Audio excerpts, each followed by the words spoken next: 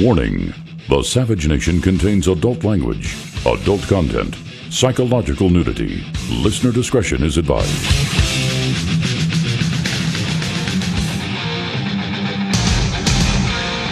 And now, America's most exciting radio talk show, The Savage Nation, home of unprotected talk, borders, language, culture.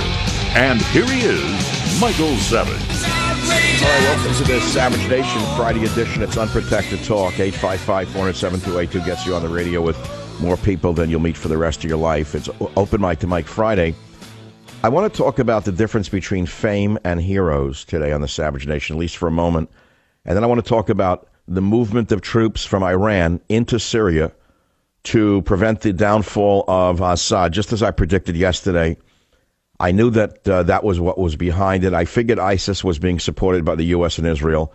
This would definitely confirm my suspicion that the reason the U.S. has not attacked the ISIS columns, the reason the U.S. has not stopped ISIS is because they're actually our ally, as are they the ally of Israel. And in hours, we're getting this from Debka File out of Israel. They say in the coming hours, Iran is going to invoke the 06 Iranian-Syrian Defense Pact to urgently airlift substantial numbers of Iranian troops to Syria to save Assad's regime and his army from collapse. And this is because Syrian army divisions are breaking up under the ISIS assault on the northern Kurdish town of Hasakah and the onslaught of the Syrian opposition army of conquest in the southern town of Daraa. Now, we have, as you well know, supplied and trained the Syrian opposition army. That's John McCain's troops. And Syrian troops are now fleeing the front lines of both, embattled cities. It's, as I suspected, a terrible situation that we have the blood on our hands of ISIS. We Americans have enabled ISIS to get where they are, to commit these atrocities against the human race. This is what happens when you have no morality in a nation. This is what happens when you have no leadership, just Machiavellian calculations. And so it leads us in a way back to the issue of fame and heroism. We're focused now on a degenerate who thinks that dressing up as a woman and making everyone look at him as a woman is the equivalent of being a hero. And because of the vermin in the media who have glorified this psychopath, this mentally ill individual, the children in our country are in grave danger of never knowing the difference between sanity, insanity, and what a real hero is. They're actually thinking that a fat person who waves her behind around on television for 5 years is a hero. They don't know what a hero is. In my day, a guy like Bruce Jenner would have been severely treated by psychiatrists or put in a mental hospital and guarded around the clock from hurting themselves or others. But now we have doctors who are so sick that they mutilate men. They mutilate women to convert them into a sex that they were not born to. This is not about homosexuality. This is about the mutilation of a human being. Now, I ask you, do you think that radical Islam is rising around the world in a vacuum? They're not rising around the world in a vacuum. This nation was once a torch of liberty to the world. This nation was once a torch of heroes to the world. This nation was once looked up to around the world. But since we put this demented anti-American into the White House, the nation has imploded. It has collapsed morally, militarily, any way you want to look at it. So therefore, when the nation collapses morally or socially, what rises up in its place? Well, Bruce Jenner, the putrid garbage being spewed by Hollywood, has now produced a freak show where the freaks are now running America. That's right, freaks. Now, I challenge anyone listening to this show to tell me if the word degenerate or pervert still applies in this country. Tell me what a degenerate is. Someone who loves America? Tell me what a pervert is. Someone who loves America? They have turned the world upside down, and they're a very small minority. Make no mistake about it. The freaks and the perverts and the anti-Americans are a very small minority, and yet they are ruling over this nation. That is how a man as demented as Bruce Jenner can be held up as a symbol of something wonderful and wholesome. No, he's not wonderful and wholesome. He's a very sad, sick individual who is so desperate for attention that he would mutilate his body through surgery in order to attract your attention for a dying second. So it brings us back to who is your hero? What is a real hero? What is a hero? Well, I looked up what a hero is, and there's dozens of good definitions, but we often confuse the two in defining a hero or a famous person. We confuse the two. And people have said fame is this and heroism is that. I don't know what your definition is. I'll read you a few of them. Albert Einstein said, "If my theory of relativity is proven successful, Germany will claim me as a German, and France will declare me a citizen of the world. Should my theory prove untrue, France will say that I am a German, and Germany will declare that I am a Jew." Albert Einstein. Sun Tzu, the ancient Chinese philosopher, wrote, "The general who advances without coveting fame and retreats without fearing disgrace, whose only thought is to protect his country and do good service for his sovereign, is the jewel of the kingdom." We have no such generals. We have no such generals in the United States of America. We did at one time have them. We don't have them anymore. Notable quotes on fame. Let's see what else we have for you. Charles Churchill said, "Fame is nothing but an empty name." Leonardo da Vinci is alleged to have written, "Fame should be depicted covered with tongues instead of with feathers and in the form of a bird." I don't know what that means. A sign of celebrity is often that their name is worth more than their services. That's pretty good. Benjamin Franklin said, "If you would not be forgotten as soon as you are dead, either write things worth reading or do things worth writing." That's pretty good. If you would not be forgotten as soon as you are dead, either write things worth reading or do things worth writing. St. Augustine said, "The desire for fame tempts even noble minds." Let's see what John Genet said. "The fame of heroes owes little to the extent of their conquests and all to the success of the tributes paid to them." Stuff like that. Confucius said, "Care not for being unknown, but seek to be worthy of note." Worthy of note.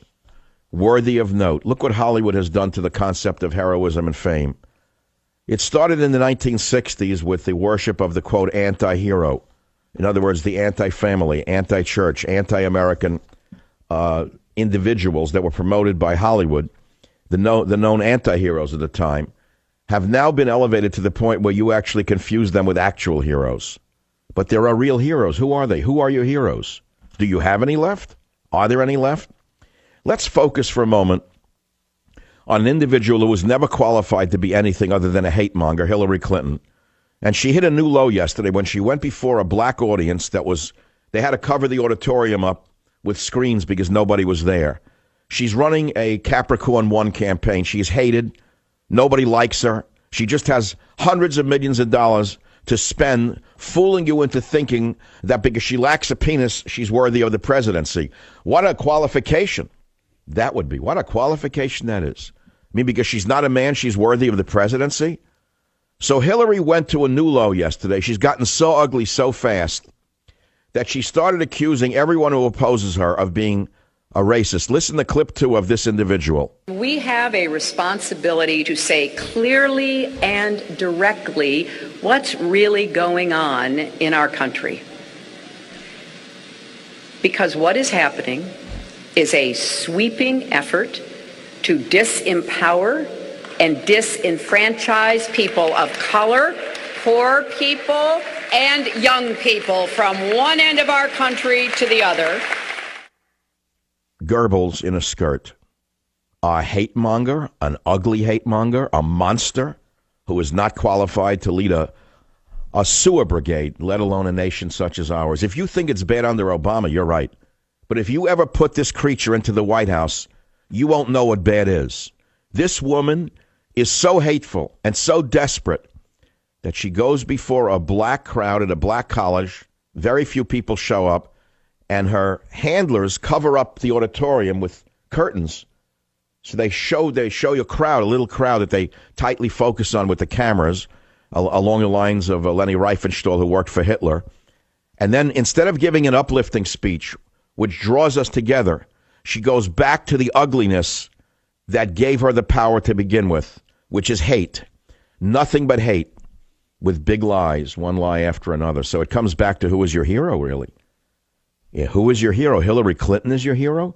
How could any woman listening to this show want to elect her? I've nothing against a woman president. I mean, What should I say? I like women? That's not the point. Qualified woman, let her be president. Maybe Fiorina has gotten over her love for illegal immigration, and I could support her. I know she ran for governor here in California, and she destroyed herself by supporting amnesty for illegals, and I haven't heard her on that yet. But she would certainly not be a hate monger like Hillary. She's actually run a corporation, unlike Hillary, who's run nothing but the Clinton Scam Foundation. So who is your hero? Let's see if we get any calls on the Open Mike to Mike show. The phone number again is 855-407-282. I'm going to give you the latest breaking news. We're going to talk about what is the difference between a hero and a famous person.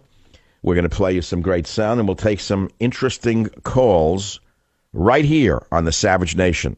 Join the Savage Nation. Call now, 855-400-SAVAGE, 855-400-7282. Savage. Your Savage Nation is sponsored by SwissAmerica.com. It's the only company I trust for tangible assets, gold and silver. Call 800-BUI-COIN. It is Black Friday on the Savage Nation. I have a sense of gloom and doom. I really do. I feel like the world's going to blow. I have an intuition that something's going to happen very soon. It's going to blow it all up. I don't mean the whole world's coming to an end.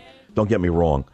I have a feeling that when the Iranian troops, the Iranian Guard, are dropped into Syria to protect Assad, and they face off against ISIS and the United States, the hidden troops we have there, this could bring Israel into the mix. We could wind up with World War III. This is such a mismanaged situation. We have such a nut in the White House. Such an incompetent nut in the White House. I just have this terrible feeling in my guts about the world right now because it's a little too quiet. And the country is so demented right now that we're looking at a man dressed up as a woman as though he's a hero. He is the opposite of a hero. Doesn't mean a man shouldn't dress up as a woman. He wants to do it. Why is this man held up on a pedestal as a role model? Who is your hero? Let's go to line number 2, WMAC in Georgia. Line 2, go ahead, please. Mike, you are my hero because you get paid to spout nonsense and fiction for a living. You are my hero. All right, fine, great. All right, what else is on your mind, sicko? Well, I want to tell you. Who are you to define what a hero is? Well, who are you to even question me? You're nobody. You're just calling from a prison cell somewhere. What have you ever done that anyone would pay no attention to you? Who are you? Who are you? Who am I, idiot? I've written 30 books. I have a real PhD. I've traveled the world. I've saved rainforests. I have a great track record. Who are you, unknown hater? I'm not an unknown hater. I'm a man who disagrees with you, so you make me a hater. You disagree with me? How? By trying to denigrate everything I've achieved without knowing what I've achieved because you've read garbage on the internet? You know nothing. You know nothing. You're a zero. I'll tell you what. You know everything about me. Tell me what you've achieved. Give me an example of one thing you have written that I should read. I went to medical school. I trained at one of the most great... Did you? You trained? And what are you doing with your medical school degree? What do you care? What do I care? You're holding yourself up as a great role model of a hero. Tell me what you do in medicine. I'm working as a physician. It's what I do... So what? Because you're peddling drugs to people, that makes you a healer? Are you? Because you peddle drugs to people, you look people's charts on the wall, and you call yourself a healer? You're a drug pusher. I'm a drug pusher. A crack dealer in Baltimore is to be more respected than most doctors today. At least they call themselves drug dealers. You're a drug pusher. That's all you are with a medical degree. What, because you wear a stethoscope, that makes you into a healer? And the idea that you... That's all. We got a real hater there, a wonderful one. Well, I feel much better. Let him go home now and hate himself a little bit more. He's just jealous of me. It's that simple.